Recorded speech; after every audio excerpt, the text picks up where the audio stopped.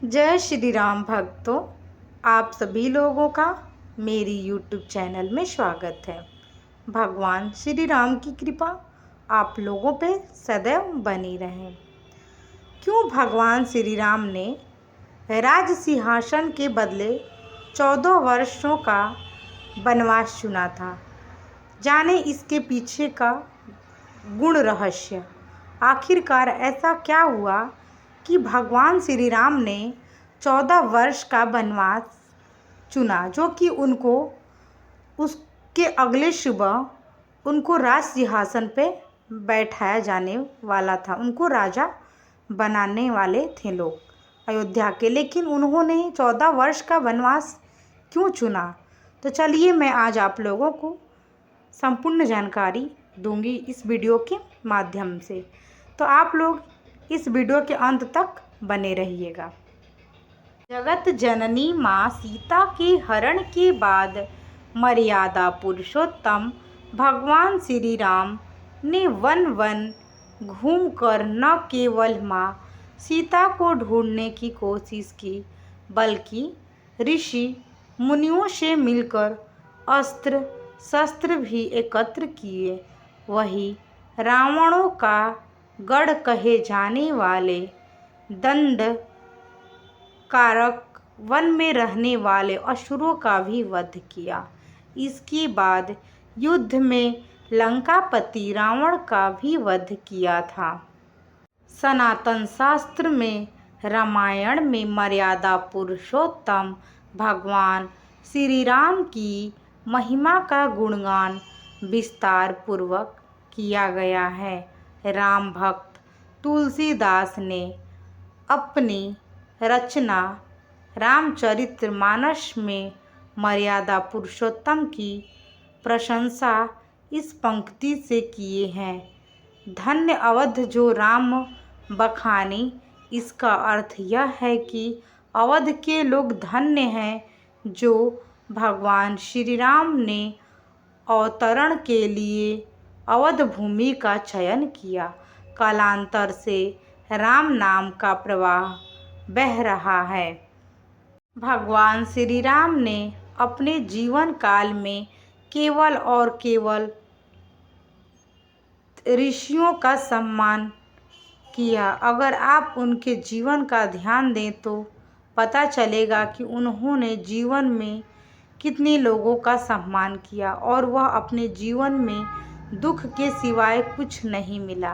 राज सिंहासन से एक दिन पूर्व ही उन्हें 14 वर्षों का वनवास मिला। वनवास गमन के साथ ही पितृ वियोग मिला। वहीं वनवास के दौरान उन्हें पत्नी वियोग का सामना करना पड़ा। वनवास समाप्त होने के बाद पत्नी का पुनः वियोग मिला। इसके बाद अनजाने में उन्हें अपने पुत्रों से ही युद्ध करना पड़ा। इसके बाद भगवान श्री राम को माता सीता का वियोग जीवन भर के लिए मिला। जब जगत की देवी सब कुछ छोड़कर धरती में समाहित हो गईं, तो भगवान बहुत ही दुखी हुए, क्योंकि उनके जीवन में तो देखा जाए तो कभी सुख मिला ही नहीं। जब तक वह धरती लोक पे रहें, वह जीवन भर दुख ही उठाते रहें। उनका जीवन दुख में ही बीतता रहा और एक दूसरे का साथ भी उनको इस लोक में नहीं मिला। और अपना जीवन राजा होने के बाद भी वह अपना जीवन एक साधारण मनुष्य की तरह व्यतीत किए। वन में वनवासियों की तरह भटकते रहें, नंगे पैर वन में घूमते रहें। उनका जीवन बहुत ही दुखदाई है। और लास्ट में माता सीता भी उन्हें छोड़कर हमेशा के लिए पृथ्वी लोक में चली जाती हैं। तो सोचिए कि भगवान होने के बाद भी जब भगवान को इतने दुख हैं, तो सोचिए आम इंसान तो मनुष्य है, तो उसका जीवन कैसा होगा जब भगवान को भगवान होने के साथ साथ फिर भी उनको इतना दुख और इन तकलीफ़ों में उनकी ज़िंदगी बीती। क्योंकि इस लोक का नाम ही है मृत्यु लोक। यहाँ लोक में जो भी मनुष्य आता है वह सुखी नहीं रहता, और इस मृत्यु लोक में जो भी आता है उसको एक न एक दिन इस लोक को छोड़कर जाना ही पड़ता है। कुल मिलाकर कहें तो भगवान श्री राम अपने जीवन काल में हर समय केवल और केवल दुखों का ही सामना किया। उनके जीवन से सुख कोसों दूर था। जीवन काल में दुखों का सामना करने के बाद भी भगवान श्री राम ने कभी धैर्य और मर्यादा का उल्लंघन नहीं किया। इसके लिए उन्हें मर्यादा पुरुषोत्तम राम कहा जाता है। लेकिन क्या आपको पता है कि भगवान श्री राम को 14 वर्षों का ही वनवास क्यों मिला? आइए इसके बारे में सब कुछ विस्तार में जानते हैं कि आखिरकार भगवान श्री राम को ही 14 वर्षों का वनवास क्यों मिला था। सनातन शास्त्रों में निहित है कि राजा दशरथ कुशल योद्धा थे। उनकी वीरता की चर्चा न केवल पृथ्वी पर बल्कि तीनों लोकों में फैली थी। तत्कालीन समय में देवताओं के तरफ से उन्हें असुरों का विरुद्ध युद्ध लड़ने का प्रस्ताव भेजा गया। इस प्रस्ताव को राजा दशरथ ने स्वीकार किया। इसके बाद देव संग्राम युद्ध में राजा दशरथ ने देवताओं के तरफ से युद्ध लड़ा। इस युद्ध में एक बार ऐसी स्थिति पैदा हो गई थी जब राजा दशरथ घायल हो गए थे। कई शास्त्रों में निहित है कि राजा दशरथ युद्ध भूमि पर असुरों के बीच घिर गए थे। तब रानी कैकेयी ने राजा दशरथ की सहायता की।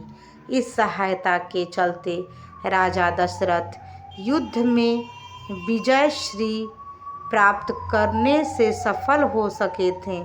उस समय राजा दशरथ ने रानी कैकेयी को 2 वर मांगने को कहा था।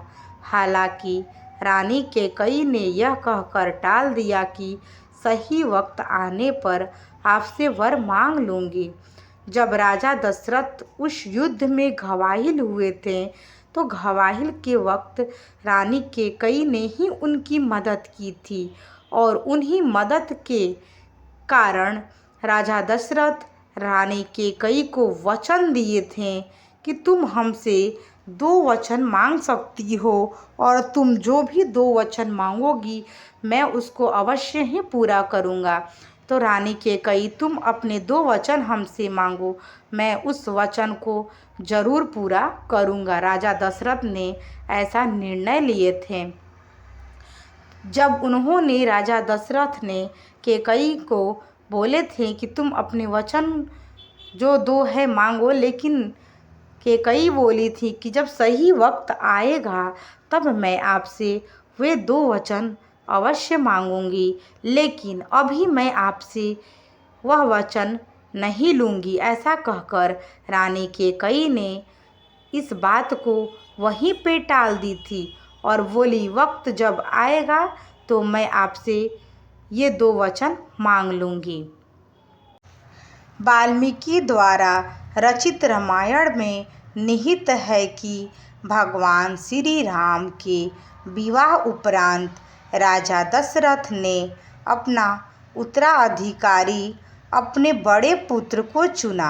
इसके लिए उन्होंने ऋषि विश्वामित्र से भी सलाह ली थी। ऋषि विश्वामित्र की सलाह के बाद भगवान श्री राम को उत्तराधिकारी चुना गया।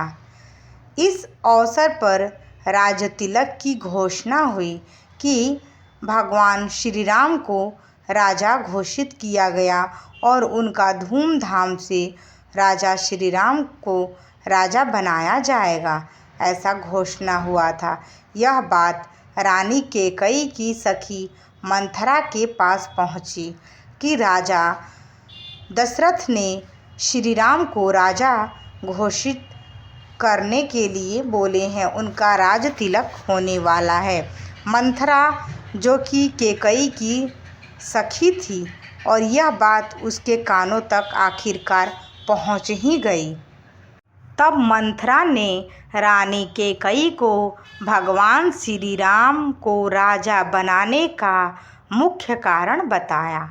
मंथरा की माने तो भगवान श्री राम के राजा बनने से उनके और उनके पुत्र का प्रभुत्व कम या समाप्त हो जाएगा।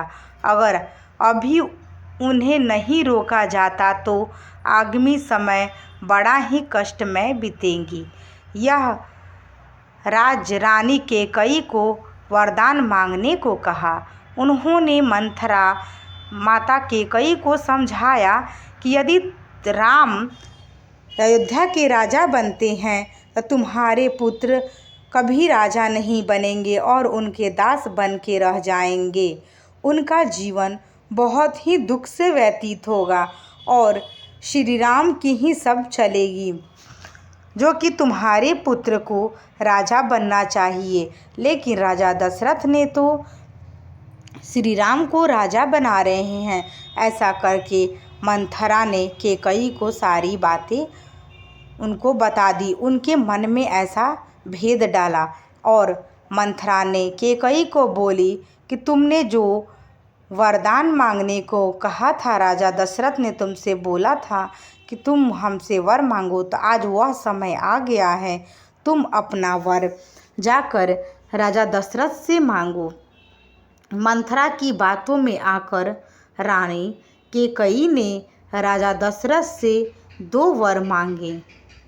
इनमें से प्रथम 14 वर्षों का वनवास था। वही दूसरा वर था वरदान राजकुमार भरत को राजा बनाया जाए। कैकेयी ने राजा दशरथ से पहले वर में श्री राम को 14 वर्षों का वनवास मांगा और दूसरे वर में भरत के लिए राजा बनने का उत्तराधिकारी बनने का राजा दशरथ से आग्रह की। जो भी उनका द्वारा वरदान था उन्हें देने के लिए बोली कि आपने हमसे वादा किया था कि हम तुमको 2 वरदान देते हैं, तो आज वह समय आ गया है नाथ, आज हमें वह आप वरदान दें। ऐसा कहकर राजा दशरथ के पास वह वियोग में पड़ गई और वह उनसे रोने गाने लगी।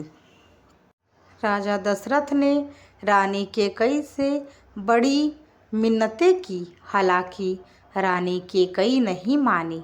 तब राजा दशरथ ने भगवान श्री राम से अपनी आप बीती सुनाई। भगवान श्री राम ने तत्क्षण पिता के आदेश को स्वीकार कर वन को चुन लिया। भगवान श्री राम के वनवास जाने की बात आग की तरह पूरे अयोध्या में फैल गई। अगले दिन भगवान श्री राम का राज तिलक नहीं हुआ। भगवान श्री राम माता सीता और अपने छोटे भाई लक्ष्मण जी के साथ वनवास की ओर चल दिए।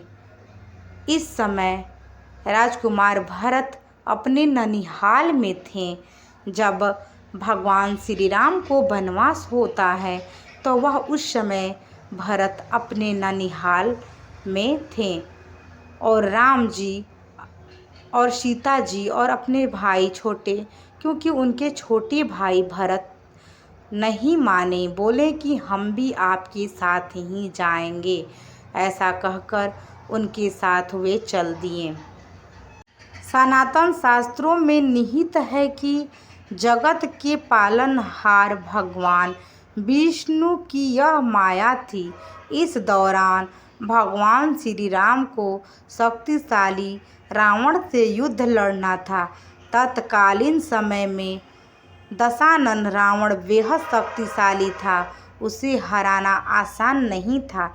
इसके लिए भगवान श्री राम ने 14 वर्षों का वनवास चुना। जगत जननी माँ सीता के हरण के बाद भगवान श्री राम ने वन वन घूम कर न केवल माँ सीता को ढूंढने की कोशिश की, बल्कि ऋषि मुनियों से मिलकर अस्त्र शस्त्र की एकत्र किए। वही रावणों का गढ़ कहे जाने वाले दंडाचारी वन में रहने वाले असुरों का भी वध किया। इसके बाद रावण का भी वध किया। अब बात उठती है कि रानी कैकेयी ने क्यों 14 वर्षों का वनवास मांगा। इस बारे में शास्त्रों में निहित है कि तत्कालीन समय में रानी कैकेयी युद्ध काल में पारंगत थी। उन्हें पता था कि कैसे प्रजा की प्रतिक्रिया का दमन किया जाता है।